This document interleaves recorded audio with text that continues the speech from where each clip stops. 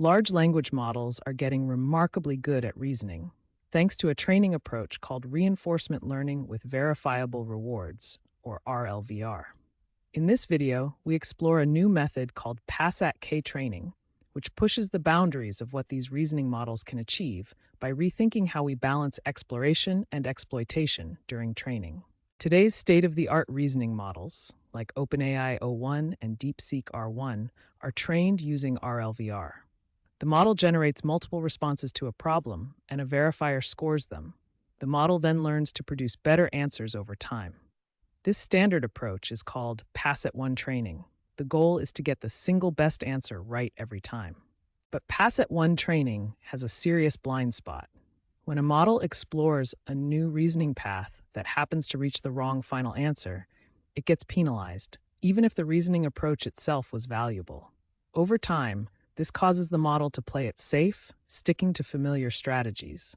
It gets trapped in a local optimum and stops learning new reasoning skills. The key idea in this paper is to use a different metric as the training reward, Pass-at-K. Instead of asking whether one answer is right, Pass-at-K asks if the model generates K different attempts, does at least one succeed?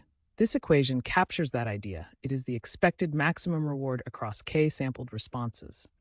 A model optimizing this metric is naturally incentivized to generate diverse, exploratory answers. Here's the core training pipeline. In Pass-at-K training, the model rolls out many responses, organizes them into groups of K, and assigns each group a reward based on whether any response in that group is correct. Responses that belong to a successful group all share that positive signal, even if individual responses were wrong. This gives the model credit for exploring productive regions of the solution space. These training curves compare Pass-at-one training against Pass-at-K training with full sampling. On the left, you can see Pass-at-one performance, and on the right, Pass-at-K performance over training steps.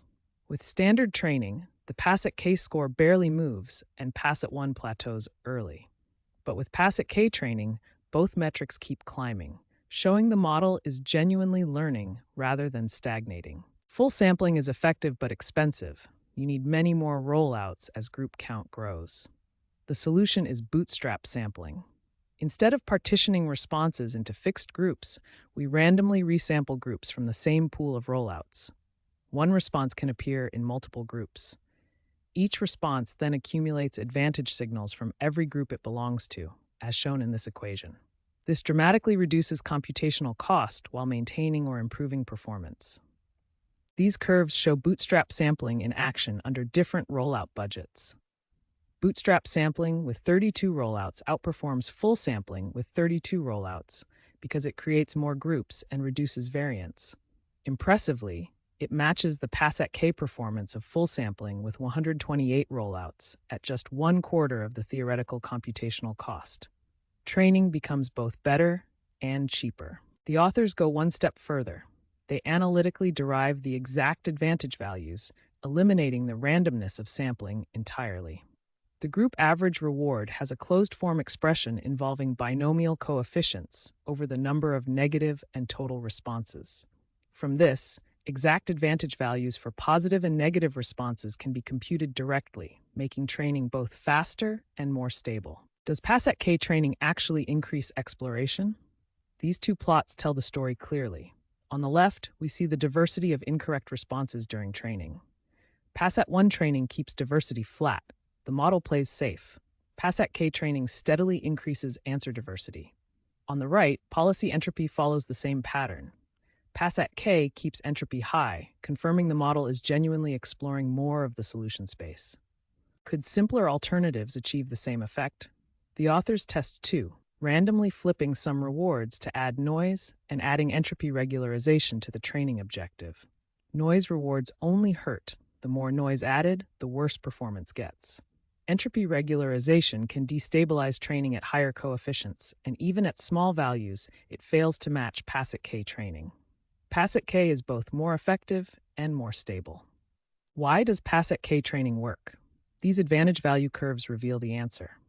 For Pass-at-one training, the sum of absolute advantages peaks at 50% accuracy. The model focuses most on medium difficulty problems. For Pass-at-K training, the peak shifts to around 25% accuracy. The model naturally focuses its optimization effort on harder, previously unsolved problems, helping it escape local optima rather than polishing what it already knows. Transferring exploration gains to practical Pass-at-1 performance is straightforward. After Pass-at-K training, simply continue with Pass-at-1 training.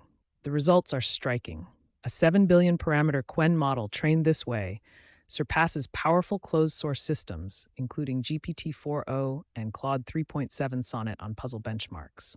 The sequence works because Pass-at-K first unlocks the model's potential, then Pass-at-1 fine-tunes it for precision. Inspired by these findings, the authors explore adaptive training strategies.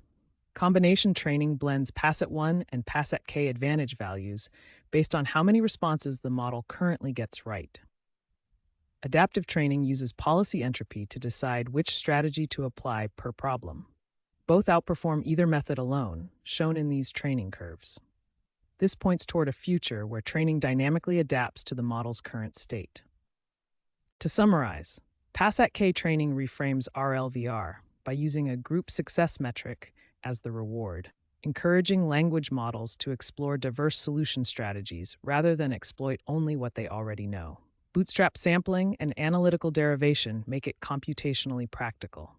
The result is a training paradigm that pushes model capabilities to new heights, and when followed by Pass-at-1 fine-tuning, produces models that rival the best closed-source systems in the world.